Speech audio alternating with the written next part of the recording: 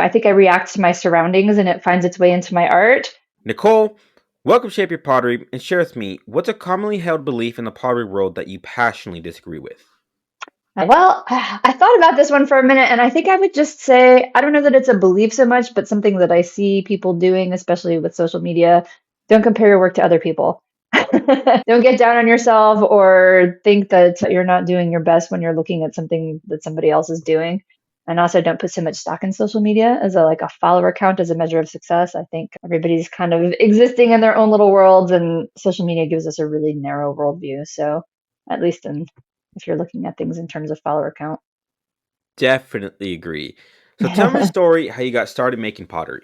I started in high school, actually. I started my junior year in high school, and it was love at first clay.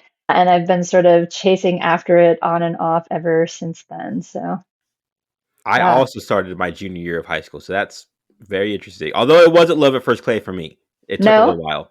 Oh, yeah. Did you leave it for a while? You didn't like it at first, and then you had to go back to it, or? Well, it wasn't that I didn't like it, it was more like I wasn't in love with it, but it Okay. wasn't until I injured my knee playing baseball, like, later on that year, then Ah, I couldn't do anything all summer, so all I did was just watch pottery videos, and, like, that's when I started falling in love with it. okay. Cool. So, you contribute growth as an artist to working around other artists and taking workshops. Tell me more about this.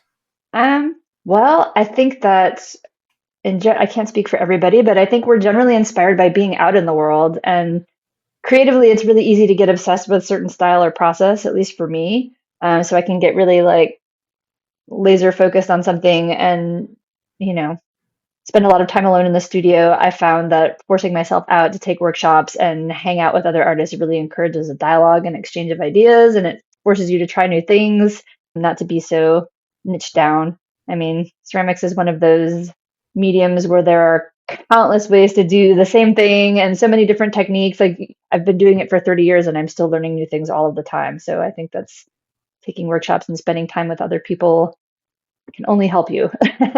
So, you mentioned that dialogue happens when you take these workshops.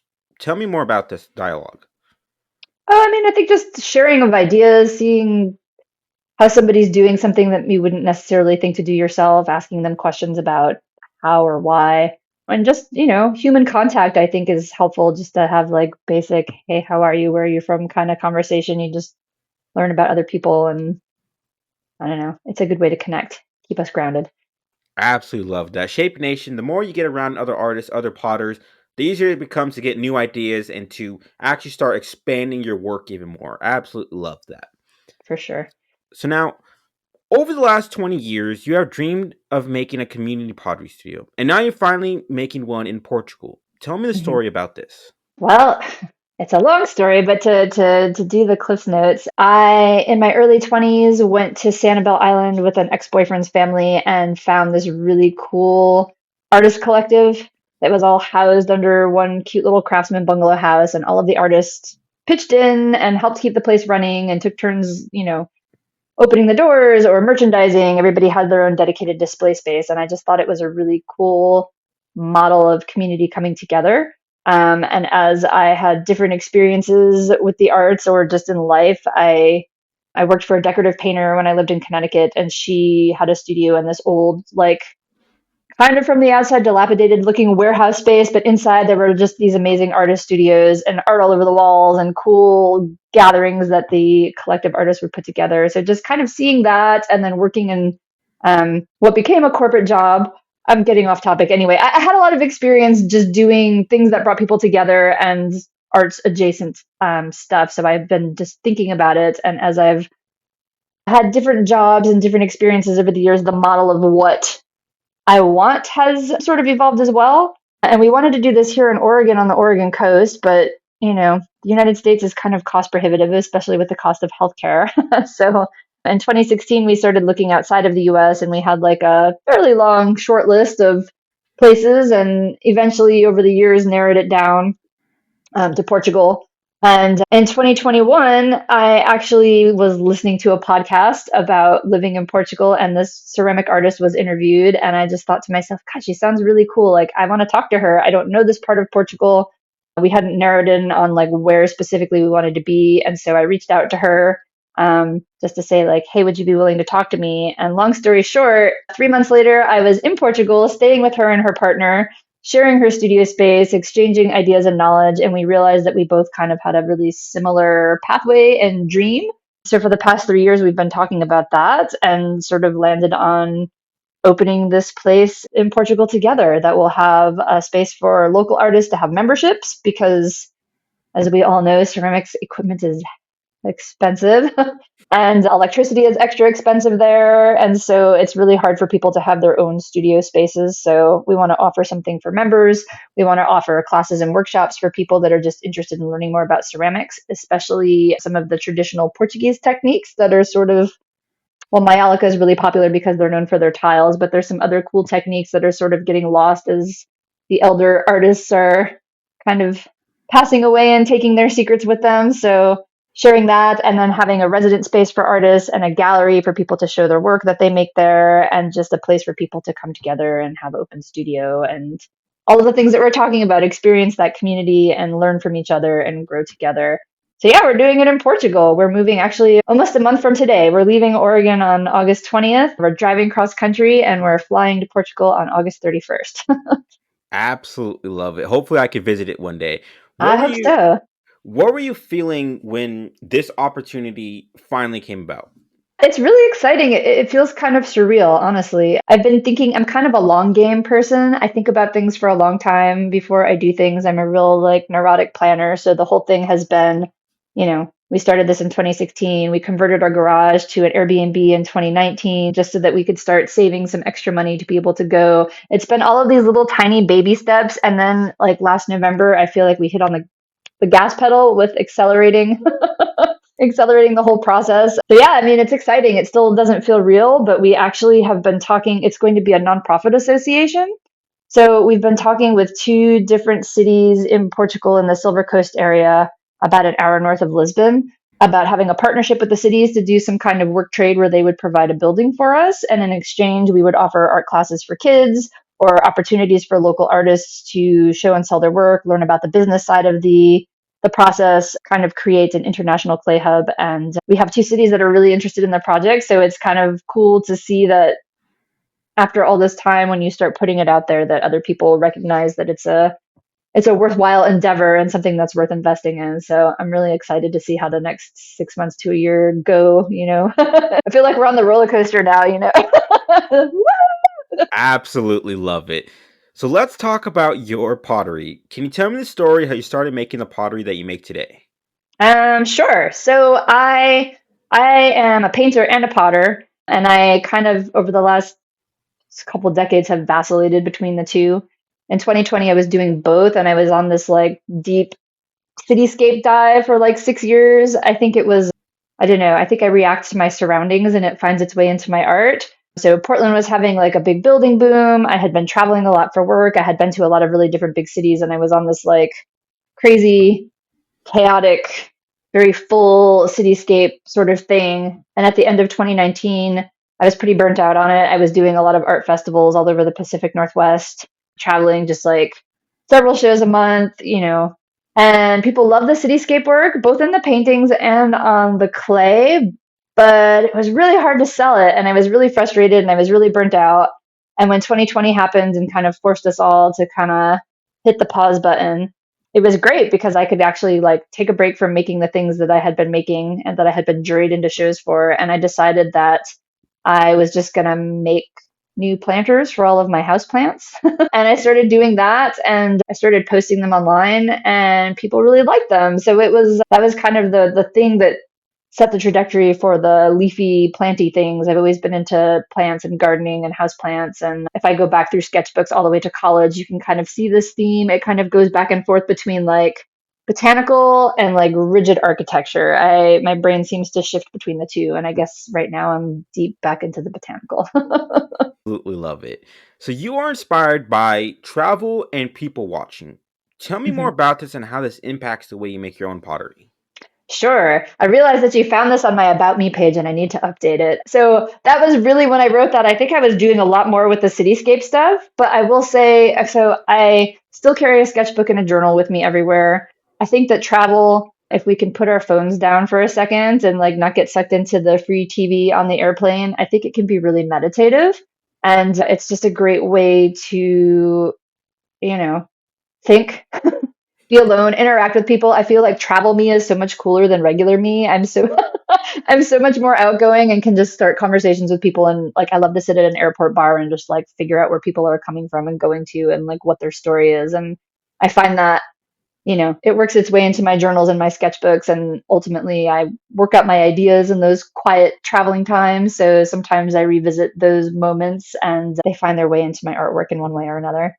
I definitely agree with having like time for just being quiet away from like technology and stuff. I feel like it helps so much, Hmm. especially creatively as well. Definitely. And my ideas, I feel like I incubate on things for a long time. Like I can think about something sometimes for years before I actually do anything with it, and then all of a sudden you have that aha moment when you're in the studio, like, oh, I finally figured out how to like take this thing that's been in my head and get it out. So those those travel moments and talking to strangers sometimes helps me with that. So you mentioned that you carry a sketchbook and a journal. Tell Hmm. me more about that. Yeah, I love Moleskine. I'm like a weirdo. I have a very specific pen. I like the Micron pens and the Moleskine journals, and I have one for sketching and one for journaling. And yeah, sometimes I love to I love to sketch people who are sleeping on mass transit. It's very safe. I've been caught by people who I've been sketching before, and they're either like really interested or they're completely offended and weirded out by it. So it's just, I don't know, it's just kind of a fun way to capture a moment, both in words and visually.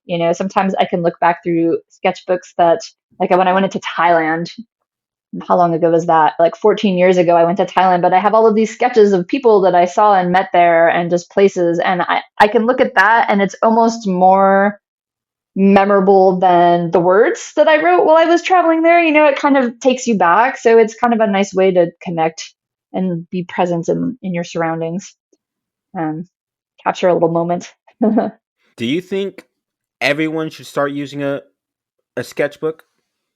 I mean, I don't know. Everybody is so different, right? All of our brains work differently. I think it helps. I mean, I think it's just nice to be able to doodle. I, a long time ago, committed to using a sketchbook and pen instead of pencil because I didn't want to have to think about being able to erase things, like just committing to the fact that it's permanent and it doesn't have to be perfect. I mean, I guess that's a good thing. Depending on what rules you set for yourself and what your purpose is for sketchbooking, I think if you're a control freak, or somebody who really strives for perfection, doing something that's really loose and casual and doesn't have to have an end result and isn't meant for a specific audience can be really helpful just to like make work just for you, just to play. Absolutely love that. Shape Nation, sometimes the best solution is just to play around, whether you're playing around with clay or playing around with just art in general, just go out there and play because you're gonna learn something from it. So So true. so something I love that you do is that you do a lot of collaborations with other artists. How does collaboration help with elevating your own pottery and style? So I reached out to people that I really admire and respect their work. And sometimes, we the comparison thing that I said not to do, I'm like, oh my gosh, these people are so much better than me. And I need to, if I'm sending them something, I don't want them looking at what I sent and being like, oh, why did you build it this way? Or why did you leave those little finger marks there? So I really find I get extra meticulous on the things that I know I'm collaborating on people with. And I would say that I think it's a really great way to release creative control and to help you see your own work with a different sort of possibility. I mean, as an example, I've done collaborations with people long distance. Like I said, one of the collaborations that's up right now is with Diana Adams, who's Sample House, also in California. And she asked me to send her work leather hard, and I had my little bookends in mind, and she wanted one of my Monstera planters. And in my head, I was like, why would you want that? Like I couldn't imagine what she was going to do with it because I have it in my head as such a very specific outcome. How I make this pot and how I glaze it, even though I do different glazes and different techniques. Like it was very anchored in my head as a very certain look. And what Diana did with it was so completely like nothing I could have possibly imagined. And I love it. And I think it's amazing. And it's so cool. So now it's kind of got me rethinking how to proceed with some of these forms that I'm working on. And the other option is, actually collaborating with somebody in the studio, like my business partner Mariana and her Sgraffito, and or working with my friend Corey who lives in Mexico, or Alexis who has bookends up right now, who's not even a ceramic artist, just having them in the studio and being able to have conversations and talk through ideas and just kind of I I just think it's really helpful to push us out of our own comfort zones. Like Corey was really apprehensive. She is a painter and a ceramic artist, but she doesn't throw pots or make the pots herself. She buys pre-made bisqueware and then she does all the decorative work with underglazes. And so when she was here, she had the opportunity to work with a leather hard piece that I had made. And she was really like nervous and excited, and it kind of pushed her into this different. She's like, I think I'm just going to paint eyeballs on it because that's what I've been doing. And I was like, oh, and I wasn't into the idea, but I'm like, all right, well, I don't want to put any pressure on this. Like, do whatever you want to do. That's totally cool. Like, why don't you play on this slab? And she kind of went down this completely different pathway and came up with these really cool abstract blooms and like ended up carving into it, which was something that she didn't get to do. And we were both so excited about how it came out. So I just think it's a fun way to collaborate and push ourselves out of our comfort zones. Definitely agree. So you mentioned that you shipped the piece in the leather hard form. How the heck did you ship it in leather hard? There's actually a really funny story about this. So I shipped a couple pieces leather hard. I actually saw, I think it was Kate Schroeder Ceramics did this thing where she collaborated with somebody and she blew a balloon up inside of the form to give it a little extra strength, which I thought was brilliant. So for me, with the bookends, I did exactly that. I blew up a little balloon inside of it just so that they wouldn't be as squishable. And then I have a friend who is a furniture upholsterer, so she gives me all of her leftover foam cuts. So I basically built the box and like built this very insulated foam structure around it. I wrapped it in tons of plastic before I put it in, and then just gently insulated it with like furniture foam and packing peanuts, and I sent it. But the funny thing is with Diana, she's just in Long Beach. I sent her three pieces. I sent them each in separate boxes.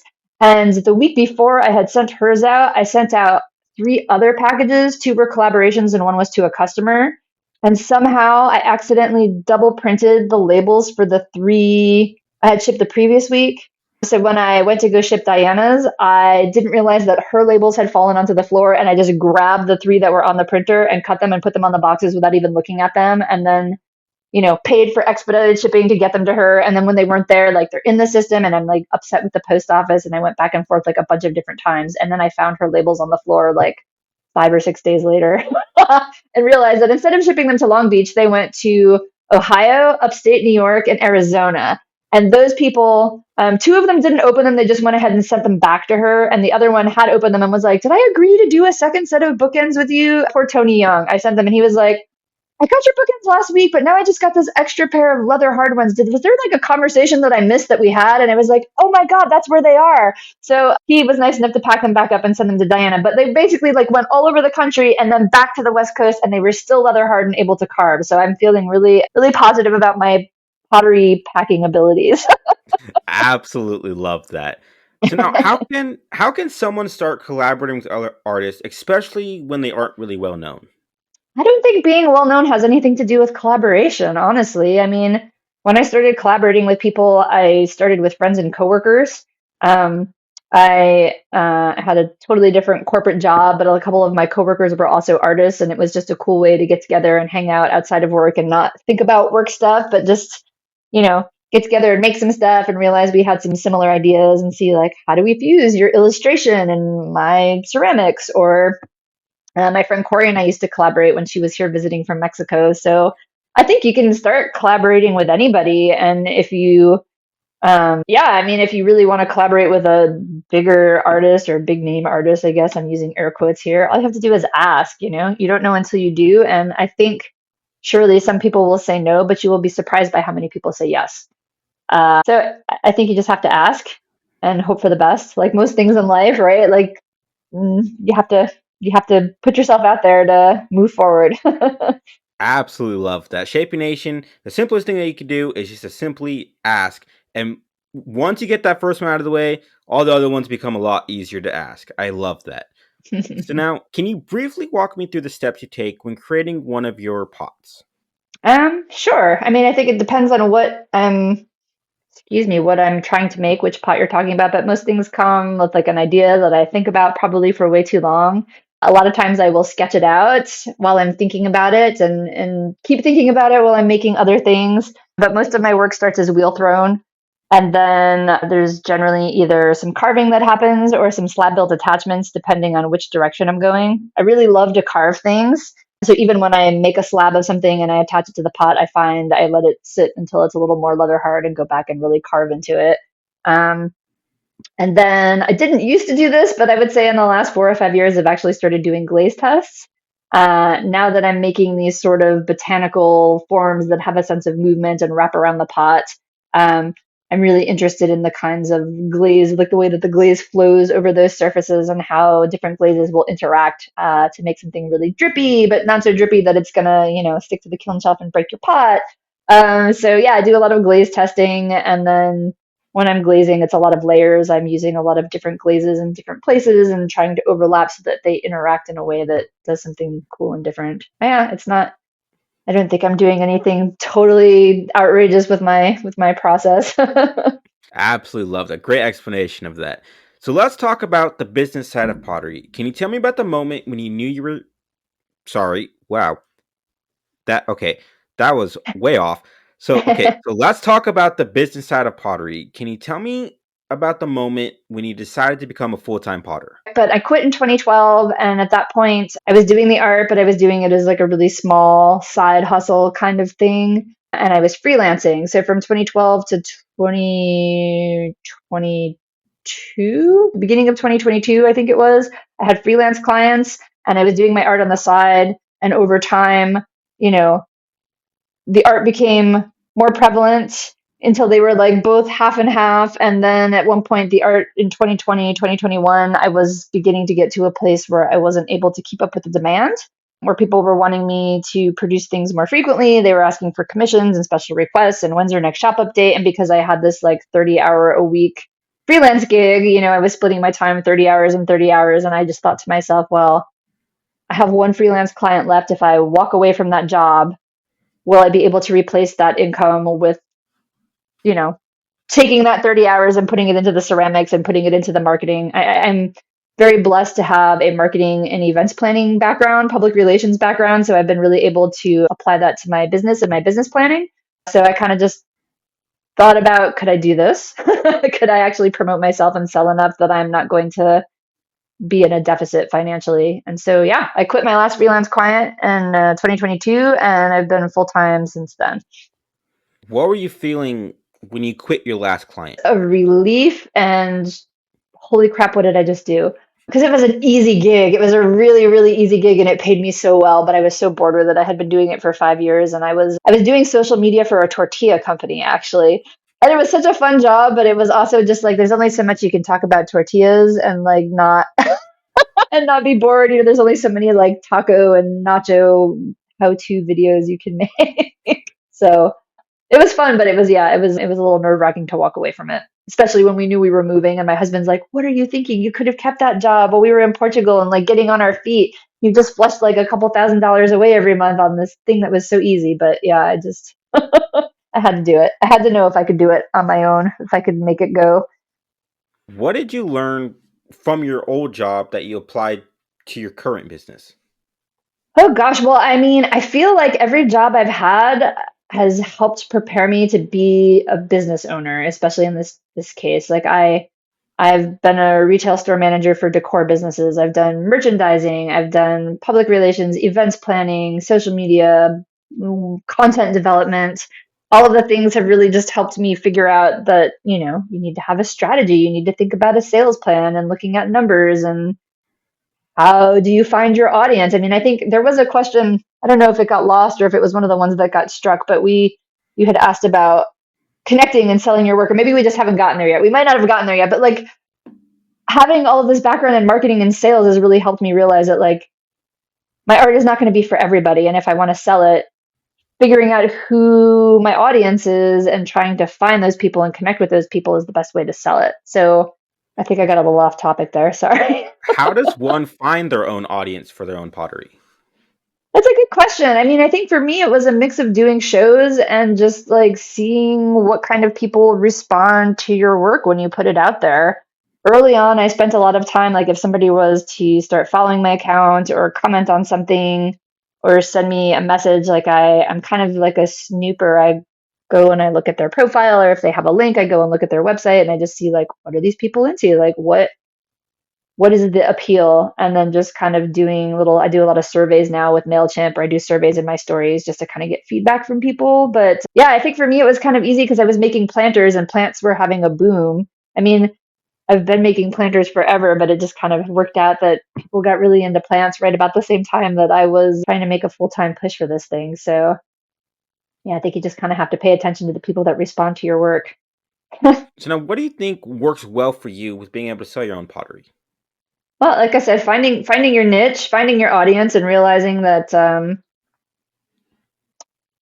not everything you make is going to agree with everybody, but also not getting complacent. Continuing to innovate and try new ideas. Just because something is working now doesn't mean that either it's not going to keep working forever, or a lot of times the blessing and the curse of social media is you put something out there and people see it and they think it's cool, and then they start making it too, maybe not exactly the same thing, or that ideas evolve at the same time in a parallel way and they pop up at the same time. So I think just to not get too comfortable making the same thing forever, or like being comfortable enough to take a thing that's doing well and set it aside for a little while and work on something else, and then you have like a body of different things that you can pull from and go back to and bring back when enough time has passed, not to oversaturate. But yeah, I mean, I think just, finding your audience, continuing to innovate, being nimble. I think taking good photographs and knowing how to promote yourself in your work, I think is really hard for a lot of artists. I mean, it's hard for me too. And I'm just like, I try to like separate my personal from my business. It's not about me, it's about the work that I'm making.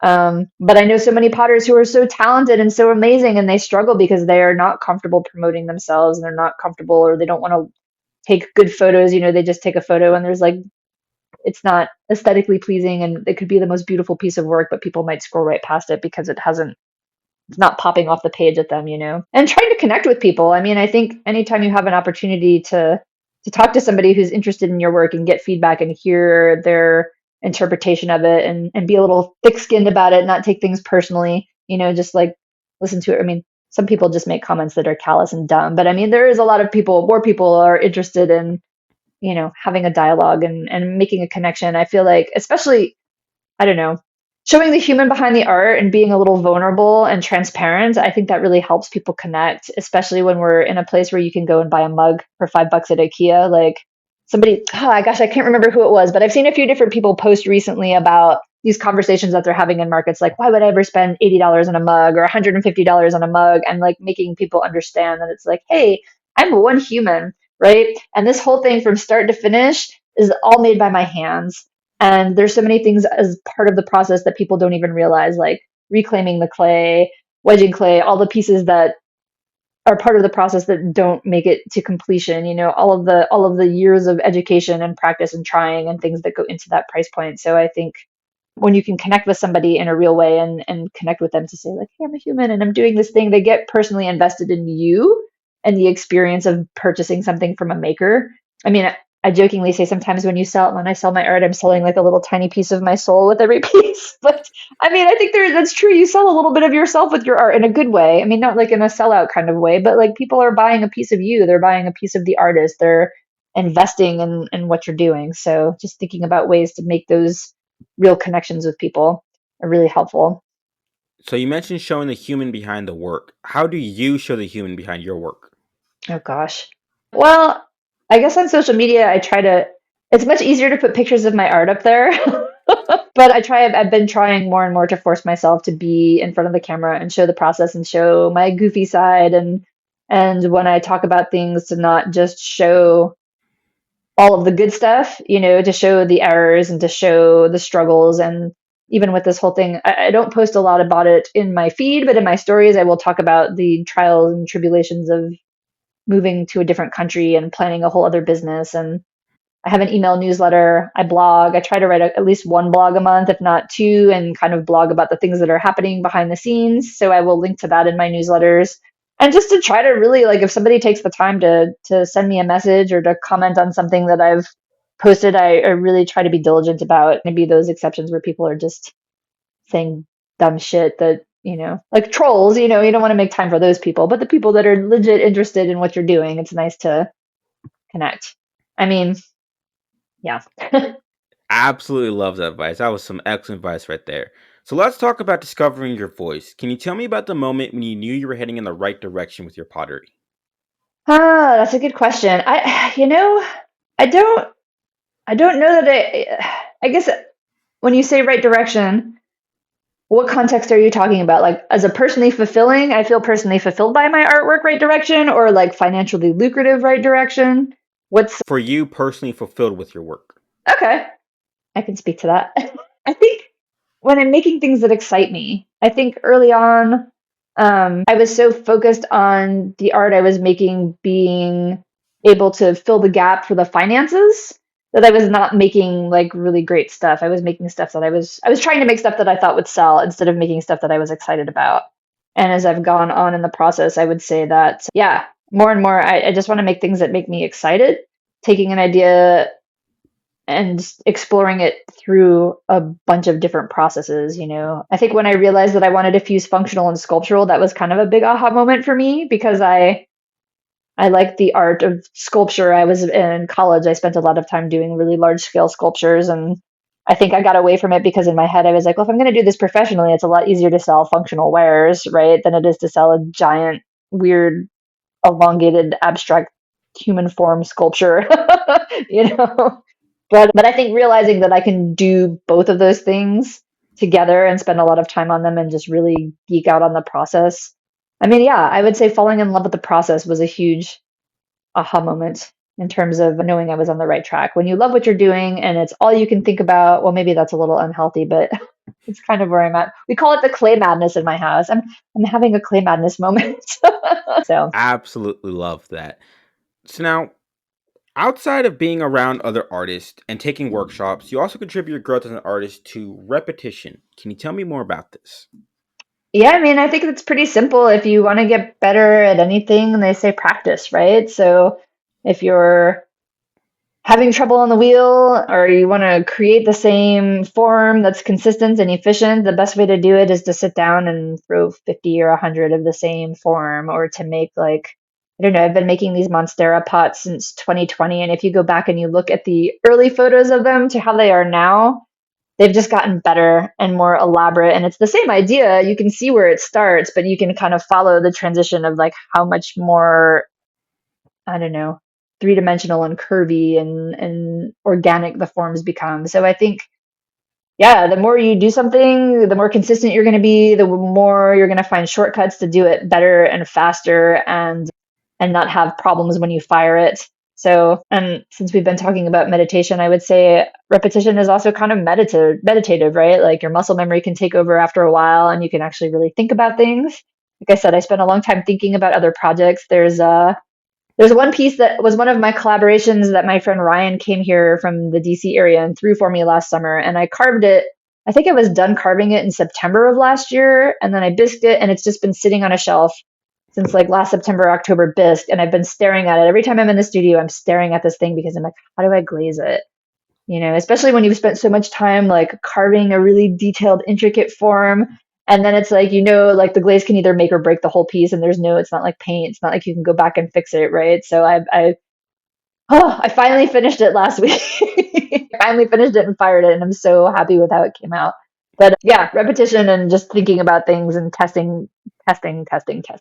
So Absolutely love that. Shaping Nation, the simplest thing that you can do to grow your voice, to grow your pottery, to grow your art is repetition. The more repetition you do, the simplest thing that you can do to grow your work. Absolutely love that.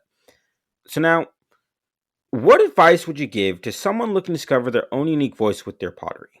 I would say make work you love and feel excited about. Get out into the world, go to museums, go to gallery shows, go to artist talks, go to critique nights. There's a really great community studio here in Portland that offers like a monthly artist critique, and not, it's a ceramic studio, but they have it open to all kinds of artists.